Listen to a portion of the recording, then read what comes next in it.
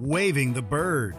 18-year-old Penelope Soto, charged with drug possession, specifically Xanax bars, just needed to get through her bond court hearing without any shenanigans.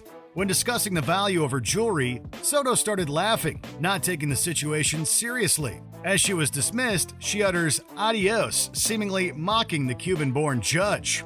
For that, he doubled her bail to $10,000. Are you serious? I am serious. Adios. And that's when Soto lost it. She yelled an expletive at the judge and flipped him the bird.